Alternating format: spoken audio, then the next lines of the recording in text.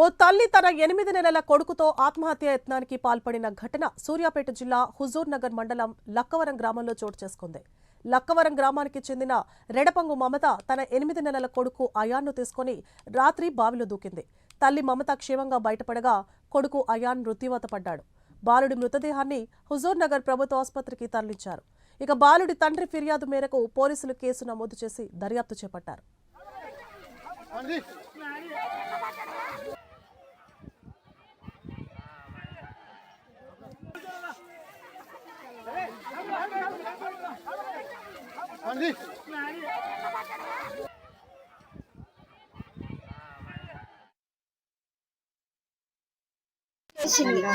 మూతి తీసుకు బాయలేసిందో చచ్చిపోయి కానీ బాయలేసింది.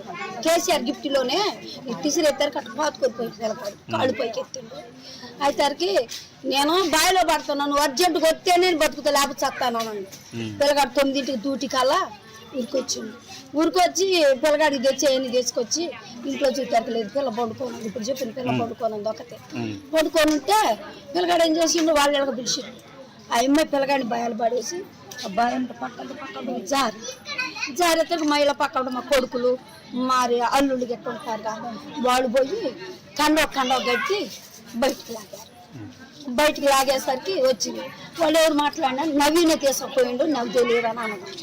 నవీన తీసుకుపోయిండు అన్నట్టు నవీన అంతలోకి వచ్చి నేను వేసుకోలేదని పిల్లగాడు అనేసరికి ఇక ఎవరికి చెప్పినా ఎంతలా వెనకపోతారికి కానిస్టేబుల్ వచ్చి అసలు ఏం చేసిందని ఇంట్లోకి తీసుకుపోయి అడిగారంట. అప్పటికి మేము రాళ్ళ 9ంటికి మాకు ఎరకైంది జానికి పోరాను పిల్లగాడిని బాయలేసింది.